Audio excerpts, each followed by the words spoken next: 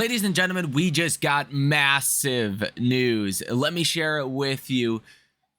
It's not the full trade deal between China and the US, but that news is coming out tonight or maybe early tomorrow. Look at this news, okay? US-China talks are ongoing. They're working out technical details. That is not like surface level crap. That is technical details. Okay? That's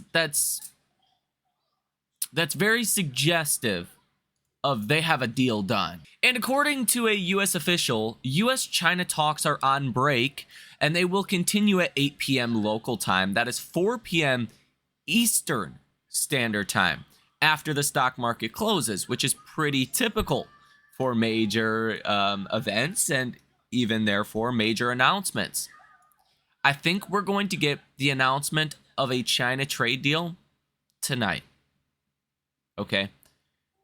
This is going to be a huge catalyst for markets. Massive catalyst. For one area in particular, it's going to be really big, and that is AI. Because as I've talked about on this channel before, China wants semiconductors, and we have export controls on semiconductors going into China. And the US wants rare earths from China. It's a trade-off. We're gonna do it, okay? Even Trump yesterday said that he gave room for negotiators to leverage export controls, which is basically NVIDIA, like jet engine parts. There's other things, but it's basically semiconductors. Okay. What do you think is going to happen to markets when tonight the headline reads, export controls on NVIDIA are lifted. NVIDIA is now able to sell H200s or blah, blah, blah. Okay. Yeah. It's going to be huge for NVIDIA, for AI. And that's probably why a lot of AI stocks have been rallying recently in the last couple of days. I think people have kind of been sniffing out, again, what I've been saying on this channel. And ultimately getting a China trade deal done, hopefully with a low tariff rate, creates more certainty, right? It's a little bit easier to invest when you have that certainty. Human nature is we hate uncertainty. We hate it. We'd rather have bad news than, be uncertain for too long.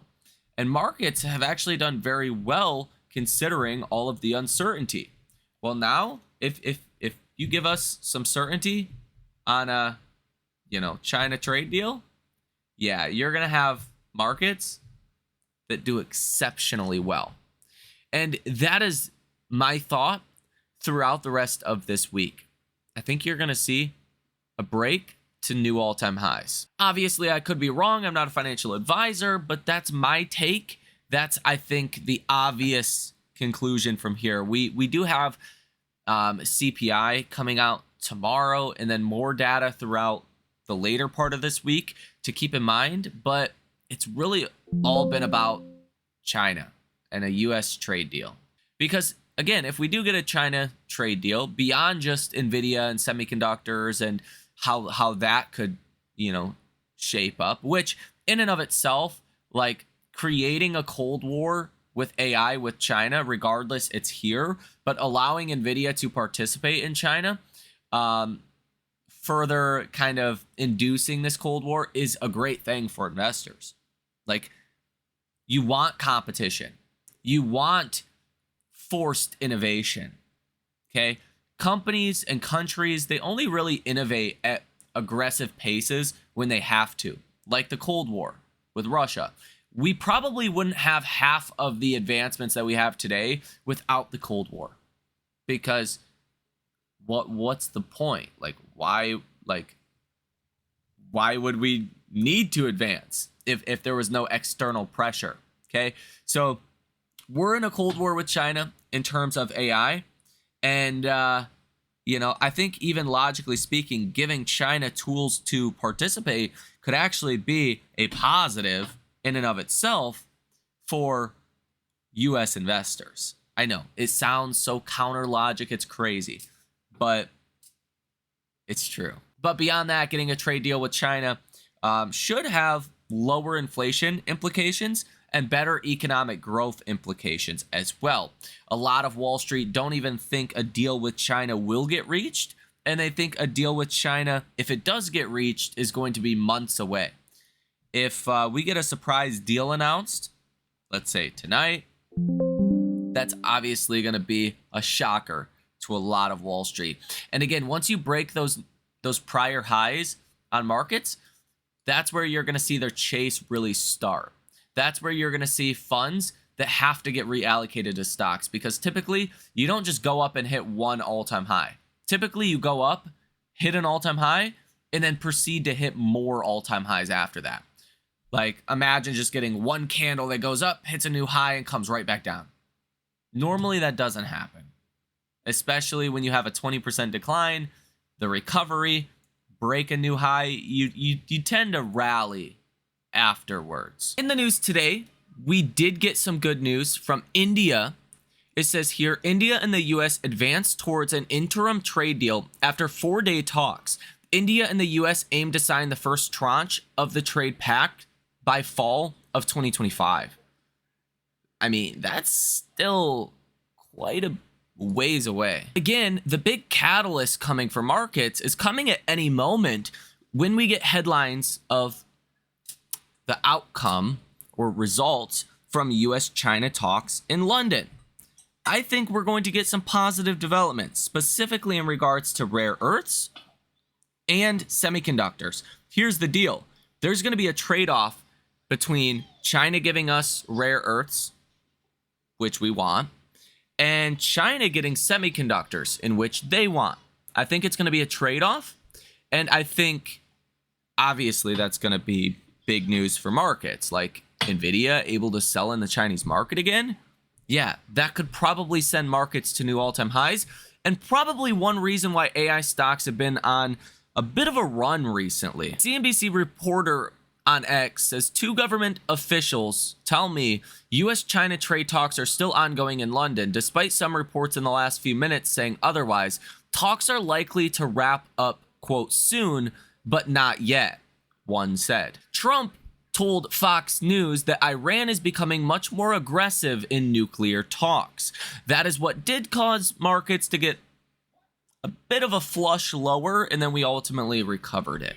There is $698 billion worth of homes for sale in the United States, which is a record since Redfin began tracking data in 2012. This is not really important for markets, but wow, that seems like a crazy number to me. U.S. Senator Graham says no tax on tips or overtime may not fit in the big bill. And Graham says the Republicans may need many bills to meet Trump's aims, and that he is also prepping a backup GOP tax and spending bill. And apparently today, India and the US held talks on market access and digital trade, with discussions that are progressing well. And again, the second day of US-China trade talks have begun. They are going well per Lutnick. And literally at any moment, you're going to get some news coming out via these talks. Probably after the bell. It seems like Trump recently likes to, give news after the bell. So I wouldn't be surprised if you have to wait until after 4 p.m.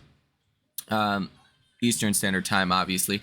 But look at the S&P. It wants to break higher. And you're less than now 2% away from prior highs. That's when Wall Street is going to start getting bullish on markets again. When you actually break new all-time highs. You're only about 1.5% away, roughly, from new all-time highs.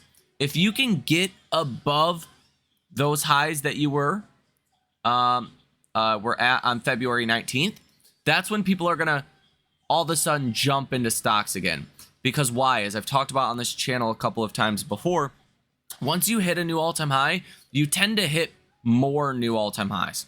You don't tend to just shoot up, hit a high, and then shoot back down again. You tend to go up, hit a high, go up, hit a new high again. Then you consolidate a bit. That's pretty typical. And then you go higher again, right? New highs tend to precede new all-time highs. And if a rally is going to fail, it's going to fail right before you get to a new all-time high. So right in this kind of range we've been in, but it hasn't failed so far. The NFIB Business Optimism Index today came in at 98.8. The estimate was 95.9. So you came in about 3 points better than expected on this survey, which is good news, but that was it for your economic data. Tomorrow, you get your CPI numbers. Now, core month over month is expected at 0.3%. Last month was 0.2%. So you are expecting an uptick in core inflation. I don't think we're going to see that. I don't see inflation out there. If anything, I see more deflationary pressures. Now, core year over year is expected again to rise as well from 2.8% last month to 2.9%. Same situation. I don't see the pressure on inflation. I don't see inflation. I don't think any of us really see prices going up right now. Like that to me doesn't make a whole lot of sense. Now, headline inflation month over month for May expected at 0.2%, unchanged from last month, and year over year headline is expected to rise from 2.3% to 2.5%. So heading into tomorrow, one of the reasons I'm bullish on the CPI report is because Wall Street's expecting inflation to show up tomorrow. They're expecting that tariffs are going to show up in this inflation report tomorrow. If they don't, then Wall Street may have to reconsider much of their bear thesis, right? Because the bears right now are like, oh, the economy is going to weaken, inflation is going to be high, the Fed's not going to be able to cut rates and accommodate things. Well, if you don't see inflation tomorrow in these CPI numbers, Wall Street might say, the next report's going to have inflation. But the next report isn't going to be for another month. So what does that mean in the meantime? That means your bear thesis is kind of put to rest. Mix that with perhaps some good news from US-China trade talks, and you're definitely looking at a market that's primed for new all-time highs and probably a couple percentage rally even above that. Now, tomorrow you also have at 1 p.m. a 10-year bond auction, and those have been pretty important in recent times. The percent of stocks trading above their 50-day moving average coming in at 78.42%, which is on the high side, definitely on the high side of the last 5 years. This really isn't a good metric to look at when markets are heavily correlated. Right? Markets have been heavily correlated recently. So this is the percent of stocks above their 50-day moving average. This is not telling you that, you have to go lower, right? Even though you're way up here and stocks tend to, get up here and peak out. It's just telling you there's a lot of correlation. Stocks have been doing well together and stocks have been doing poorly together on bad days. For the most part. Now, the CNN Fear and Greed Index is pretty stuck here at about the midpoint of greed, coming in today at 64. That is up 2 points from yesterday. Yesterday's number of 62. Market momentum is fear. Stock price strength is greed. Stock price breadth, extreme greed. Put and call options, greed. Market volatility is neutral. Safe haven demand in greed. Junk bond demand currently in greed as well. Now, coming out on Thursday, you will get a new AI investor sentiment survey. Again, we talk about this almost every day. There's more bears right now than bulls. Until this flips, so there's like 10, 15, 20% more bulls than bears, it's hard to not be bullish on this market, right? Because, if everyone's still bearish, that means stocks have a wall of worry to climb. Stocks only go higher when people are bearish. Okay? When there's some bears out there. If everyone's bullish, that's precisely when stocks peak out and start to come down. Because it's about expectations, right? If everyone's super bullish and we get good news, great, we expected it. Okay? How much upside do you get from that? Now, if everyone's bearish and we get good news, then nobody expected it. Nobody, right? Some people obviously do, but nobody. And then it's like, wow, that was much better than everyone thought. Buy stocks. That's why you hear that saying that stocks need a wall of worry to climb, right? You have to have bears out there. And the more bears you have, typically, the more bullish you should be as a contrarian indicator. So that is still waving the green flag, telling you to be bullish on this market. And that's exactly how I'm positioned. I'm positioned for some pretty aggressive upside over the next 6 months. If I'm wrong on that, I'm going to get clapped. If I'm right on that, I'm going to do exceptionally well. So let me know your thoughts on all of this down below in the comment section. Ladies and gentlemen, have a great rest of your day, and I will see you in the next one.